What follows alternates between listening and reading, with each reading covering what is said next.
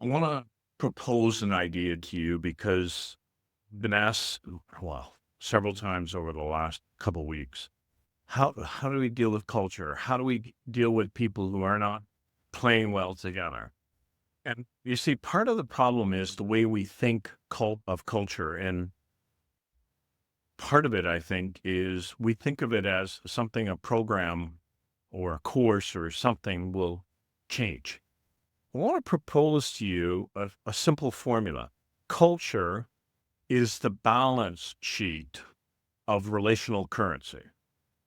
And I'm going to expand on this, explain it a little bit. But I want you to be thinking about culture is just translated relational currency. Relational currency equals trust, leadership, and communication. But let me expand on that relational currency. Have you ever walked into those meetings, those environments where you know that something's not right, but nobody wants to talk about the elephant in the room, as the cliche goes? I love the coaching term that's used. It's a K, not from the periodic table, potassium, but it's rapport, that kinesthetic. It's something that you know and you're not sure why you know it, but you know it.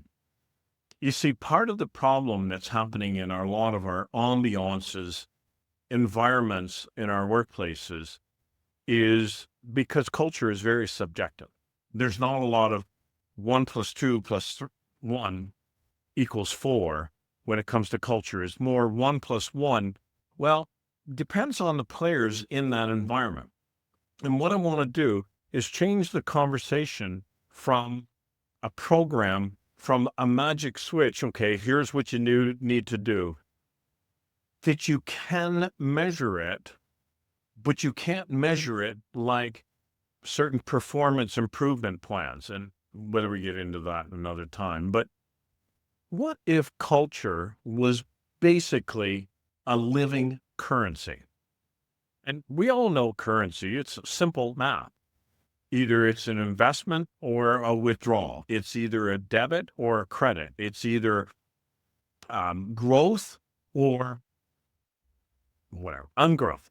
It's that whole living currency of relational culture, of the culture, is actually a really simple formula because then we have to start looking at, okay, are these relationships investing? Are they expenses? Are they debits? Are they credits? What are we doing with these relationships? And they're always through ordinary interactions. They're never big ones, ever big ones. And that's one of the biggest problems that I see and I've heard. Well, we had this team building. We had this corporate event. Who cares? What did you do in the everyday interaction? I got to be honest with you. I've always been one of those kind of little children that ask the question, the elephant in the room. I was told that one of my problems is I'm the little boy in the emperor's new clothes.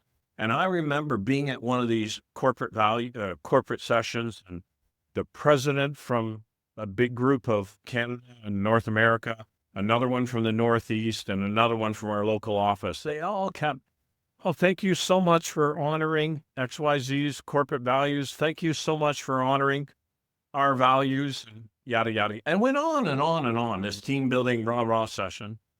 And because I had been talking with somebody, I ended up needing to sit at the front. And I remember asking, when they said, "Was there any questions?" I put up my hand and I said, "Yes. What are ABC's core values? You mentioned we're honoring them, we're living them, but what are they?" And because I had a relationship with Jeff, he was the local president, he laughed. And he said, "I knew somebody was going to ask, and I wish I could say I was surprised it was you." But he looked at the Canadian president, who was already looking at the North American, and the North American was already down on his phone. And I'm hearing people behind me laughing because, as one person came up to me and said, "That is the biggest example of a career limiting mood I have ever seen in my life." I can share that with you because it wasn't a career limiting move.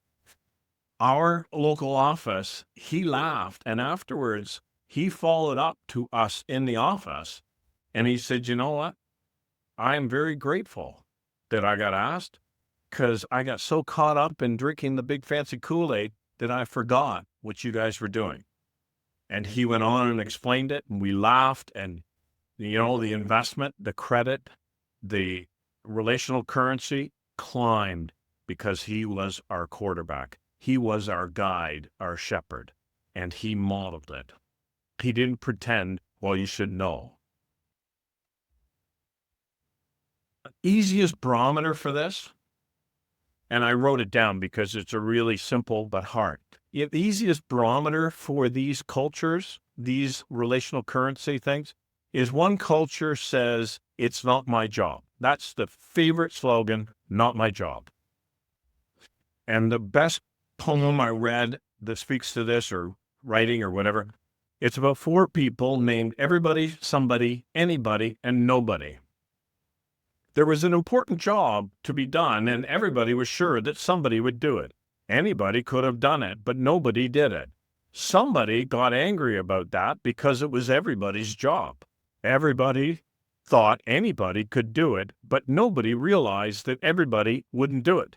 It ended up that everybody blamed somebody when nobody did what anybody could have. Exactly. Not my job. The other environment is a line from the Avengers, one of their final movies. Whatever it takes. In that movie, they said maybe 4, maybe 5 times, whatever it takes. What does this come out as in our workplaces today? It would be my pleasure. Not that no worries, no problems. It would be my pleasure. You see, one of the problems that happens is we think we can qualify culture in that environment, and then therefore they think we can manage culture. You can't. You can't manage culture because it's like holding a water balloon. It shifts depending on where the pressure is. It's always ebbing and flowing. Instead of thinking about managing culture, think about it as that relational currency. And every interaction is either a deposit or a withdrawal. It's either a credit or a debit. Every single interaction. As one son said to his dad, "Dad, I know you're listening to me, but listen to me with your eyes." Do you actually know where the term culture comes from? The etymology of it? Yeah, it was eye-opening for me. The terms that we would translate as culture, yes, they were tied to agriculture, but then it became expanded, like many things, to other things. But the words, the etymology of culture are words like tend, till, like cultivate, guard. You see, we can tend, we can till, we can cultivate, but if we don't guard, then the weeds are going to kill our crops. Guess what happens in the workplace? We might do the program, we might do the course, we might do those things, we might tend it, we might till it, we might cultivate, but we don't guard it. And one of the terms that culture comes from is an active living relationship with nature. It's a perfect description of what the ambiance, the environment is in a workplace. It's the active living relationship with one another. You see, years ago, I was talking with a bank manager, and she was explaining to me how this used to happen. Mom and dad dealt with this bank. So when the kids needed a bank account, mom and dad would bring them to their bank. Then when they needed a loan, mom and dad would take the kids and they would meet with the person at the bank. This manager that was explaining to me, all of that is gone, John. What's happening now is with the staff and the turnover and everything going online, people don't have those relationships. As a result, there isn't a lot of trust. So therefore, people shop around for different rates. They're not going to the bank that mom and dad dealt with. The relationship's not there. Banks have to change how they grow their client base. She said part of the problem is we're always building new relationships and they just don't take the time to grow into that trusted relationship. Isn't that what cell phone companies or internet companies are doing? I just heard from a friend of mine, if I was a new customer, I'd be treated better than the way I'm being treated. What is relational currency? Why not keep the relationships that you have? And I was reading some research and it was fascinating. They were talking about small business, but most callers, of people tied to sales and downstream costs, but they were talking about using voicemail and not answering the calls or immediately. Most callers will never leave a message. 85% of those who reach voicemail hang up without a word. If your backup plan is they'll leave a message, you're losing most of them. Voicemail is not a safety net. It's a leak. Then this researcher goes on. Callers have other options. If you don't answer, the next business will. And these cost you more than you think. Small businesses lose an average of $126,000 a year from unanswered calls. 62% of calls to small businesses go unanswered during normal hours. And it's not about a fix. It's not about having somebody always answering. It goes back to that relational currency thing. How many of us have ever been ghosted? That young child's fine, I'm going to ignore you. And yet that's the exact same reactions that we have when we email. I've seen numerous organizations dealing with customers who are livid when they finally get hold of a person at the counter or on the phone. Well, there's a reason for it. They've had to make 4 phone calls or emails before they even get a response. I know it's common practice. I'm not getting into this discussion. But it doesn't mean it's right. That auto reply is you're going to hear from us within 24 hours. Better be within 24 hours. I called to get some service done on my vehicle. I don't deal with a human being. Everything's AI and texting. Can I text you at this number? No. Can I leave a voicemail? And the irony is, I leave a voicemail, I don't get a call back. I actually get a text. Do you know the irony? I'm not dealing with that service group anymore. And it's not complicated, but 40 texts, 40 emails to explain what a 2-minute phone call would have solved. And what's happening is those moments when they happen with colleagues and senior leaders, when we feel ghosted, guess what? Humans don't like being ignored. It erodes trust. It's a withdrawal. It's a debit on this account, on the relational account. And the sad part or the funny part or the irony part, the ironic part is people keep asking, well, how do we fix the culture? Stop asking that question.